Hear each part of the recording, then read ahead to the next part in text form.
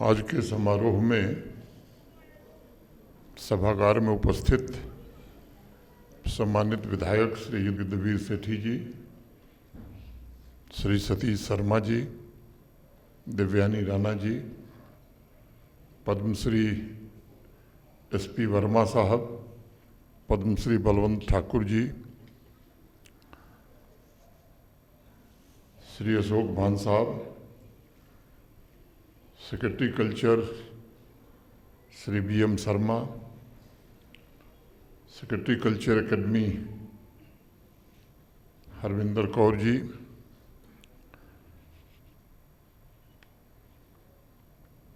ML Dogra sahab, chairman BLSKS भारतीय लोक संगीत कला संस्थान, इसके प्रबंध निदेशक श्री VK मंगोत्रा जी, प्रशासन के हमारे सभी वरिष्ठ सहयोगी, पूज्य संतगण, माता सुकराला में आस्था रखने वाले सभी श्रेष्ठ एवं ज्येष्ठ जन, देवियों, सज्जनों और मित्रों, मैं सबसे पहले माता सुकराला को नमन करता हूं और उनके परम भक्त श्री त्रिलोचन जी तथा उनके वंश से ताल्लुक़ रखने वाले सभी विभूतियों को भी प्रणाम करता हूँ। भारत की विशाल आध्यात्मिक परंपरा में माता सुकराला की कथा अत्यंत ही उज्ज्वल स्थान पर है। वह शक्ति और करुणा की साकार स्वरूपा हैं। वो केवल संरक्षण नहीं देती बल्कि साहस भी देती हैं और संघर्षों का सामना करने का धैर्य भी प्रदान करती हैं। मैं मानता हूं कि सुकराला की कथा ये केवल चमत्कारों की कथा नहीं है, बल्कि मानव प्रयास, दिव्य कृपा, त्याग और भक्ति के मिलन की कथा है। माता सुकराला का यही सबसे बड़ा संदेश भी है कि कर्म के बिना भक्ति अधूरी है और भक्ति के बिना कर्म निस्सार है। सनातन संस्कृति को आशीर्वाद देते हुए माता सुकराला ने एक नया दर्शन इस देश के सामने, समाज के सामने प्रस्तुत किया कि हमारा परिवार, हमारा समाज और हमारा राष्ट्र, इन तीनों के प्रति हमारा कर्तव्य जो है वो सबसे पवित्र है। और जो लोग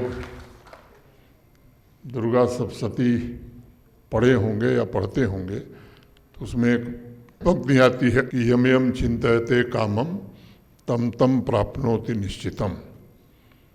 अर्थ आप समझ ही गए होंगे। पवित्र भाव से अगर माता की भक्ति में आप तल्लीन हैं तो यम यम चिंतयते कामम, जिन कामों का मन में आपने संकल्प लिया वो निश्चित रूप से पूरा होगा ही। मित्रों, मैं समझता हूँ कि संगीतात्मक ओपेरा माता सुकराला की कहानी ऊपर से भले ही हमें एक रंगमंचीय प्रस्तुति प्रतीत हो रही थी, परंतु जिसने गहराई में इसे देखने का प्रयास किया होगा उससे कहीं ज्यादा व्यापक अर्थ ये समेटे हुए थी। ये हमारे अतीत और हमारे भविष्य के बीच एक संवाद है।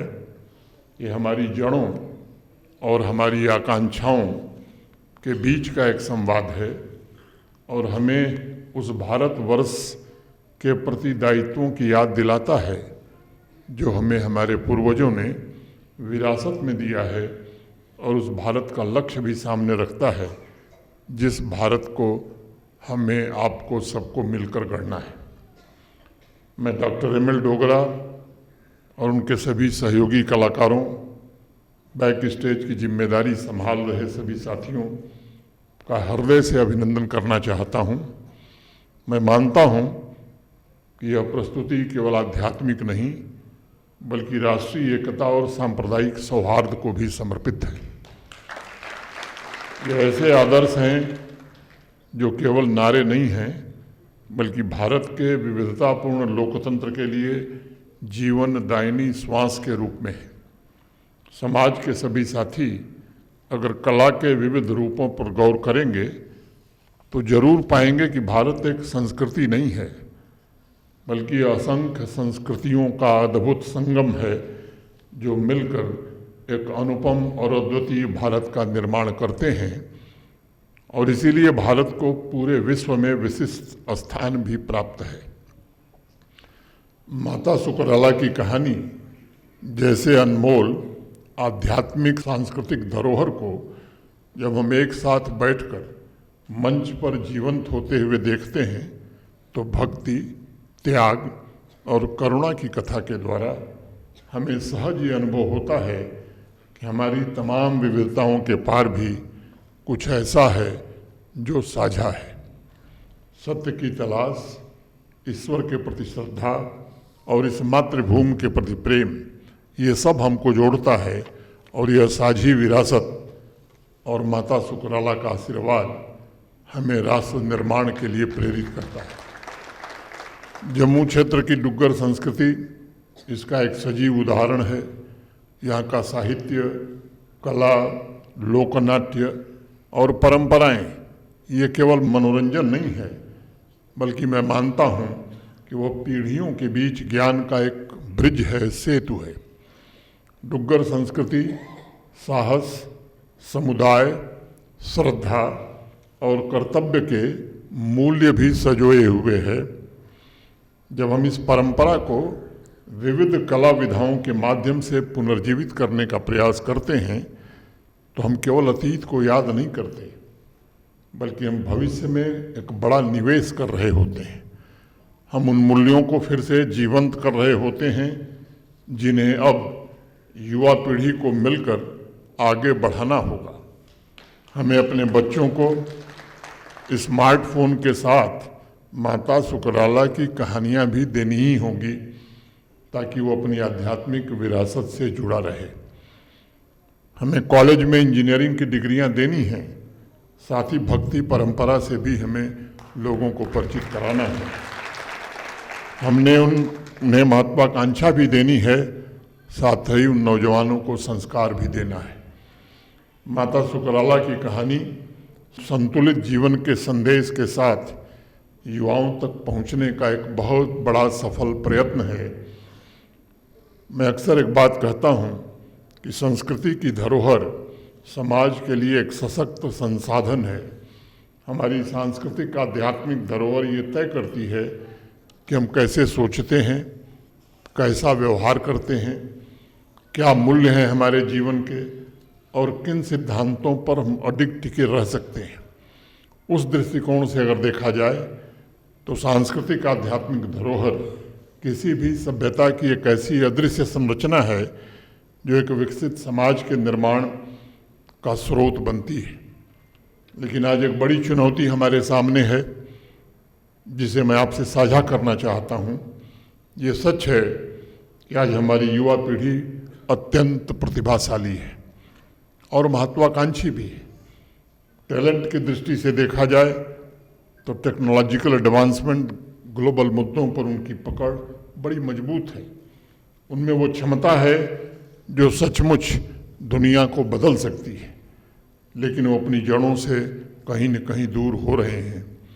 इस बात को हमें हमेशा ध्यान रखने की आवश्यकता है कि जड़ों के बिना मानव क्षमता अपनी असली शक्ति खो देती है और इसलिए युवा पीढ़ी को उतनी ही शिद्दत से अपनी जड़ों से कैसे जोड़ा जाए ये हमारी चुनौती है और अपने स्रोत को उन्हें कैसे बताया जाए, इसमें मुझे लगता है कि आज का प्रयास बहुत ही सार्थक है।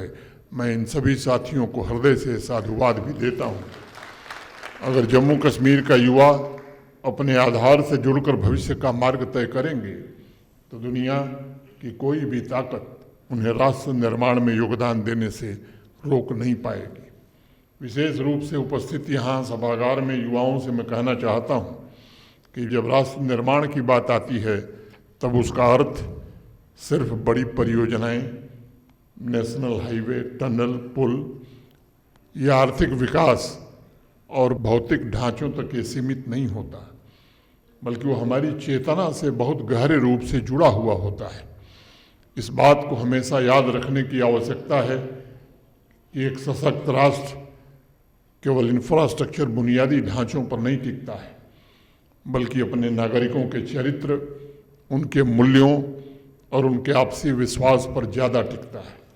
और इसलिए हमेशा मैं इस बात पर बल देता रहा हूँ कि स्कूल कॉलेज में युवा विद्यार्थियों से भी कहता हूँ कि राष्ट्र केवल भौगोलिक एक क्षेत्र नहीं है, बल्कि राष्ट्र एक जीवंत चेतना है। और ये चेतना तब जन्म लेती है जब नागरिक अपने व्यक्तिगत हितों से ऊपर उठकर सामूहिक भलाई के लिए सोचता है। जब एक अध्यापक क्लास में केवल कोर्स सिलेबस नहीं पढ़ाता, बल्कि अपने विद्यार्थी में सत्यनिष्ठा का संस्कार डालता है, तभी असली राष्ट्र निर्माण होता है। जब एक व्यवसायी लाभ के साथ साथ नैतिकता को भी महत्व देता है अपने व्यवसाय में, तब राष्ट्र मजबूत होता है। आज की सबसे बड़ी चुनौती यह है कि हम राष्ट्र निर्माण को सिर्फ सरकारों की जिम्मेदारी मान लेते हैं। हम सोचते हैं कि सरकार और उसकी संस्थाएं ही देश को आगे बढ़ाने के लिए जिम्मेदार होनी चाहिए, परंतु सच ये है कि राष्ट्र की दिशा तय करने वाला सबसे बड़ा कारक उसका मूल नागरिक होता है। और जब नागरिक जागरूक होता है, तभी राष्ट्र सशक्त होता है। जब नागरिक उदासीन हो जाता है, तो मजबूत से मजबूत संस्थाएं भी अत्यंत कमजोर हो जाती हैं। और इसलिए राष्ट्र निर्माण का पहला कदम है कि हम अपने भीतर जिम्मेदारी का भाव जागृत करें। उस दिशा में संस्कृति हमारी पहचान का जीवंत आधार बनेगी, इसका मुझे पूरा विश्वास है।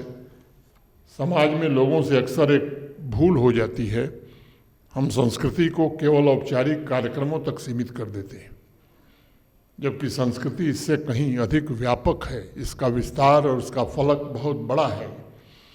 यह वह दृश्य तंत्र है जो हमारे सोचने, समझने और जीने के तरीके को पूर्ण आकार देने का काम करता है। संस्कृति हमारे जीवन के उद्देश्य को अर्थ प्रदान करती है। और अगर भारत के परिप्रेक्ष्य में मैं बात करूं, तो हमारी सबसे बड़ी विशिष्टता हमारी सांस्कृतिक विविधता है।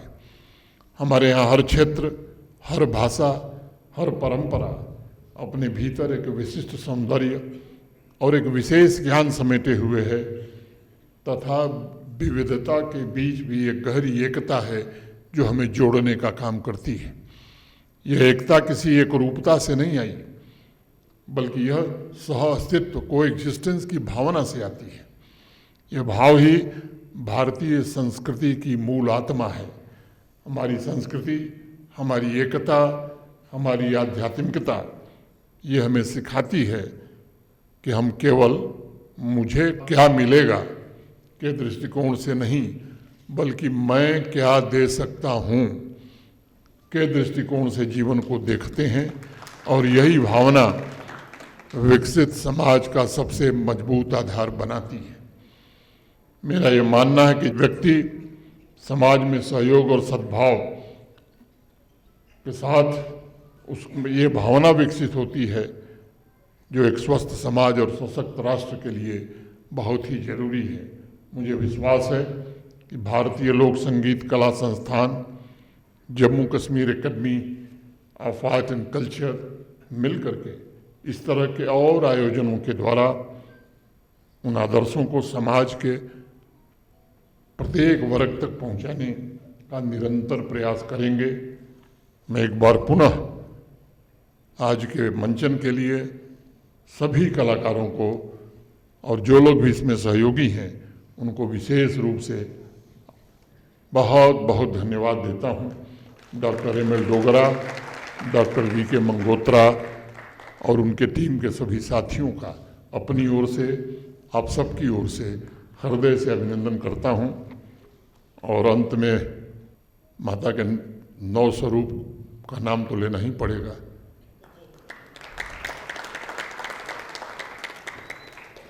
प्रथमम शैलपुत्री च द्वितीयम ब्रह्मचारिणी तृतीयम चंद्रघंटेति कुष्मांडेति चतुर्थकम पंचमम स्कंदमातेति खष्टम कात्यायनीति च सप्तमम कालरात्रीति महागौरीति चाष्टमम नवमम सिद्धिदात्री च नवदुर्गा प्रकीर्तिता। बहुत बहुत धन्यवाद। जय माता शुक्र।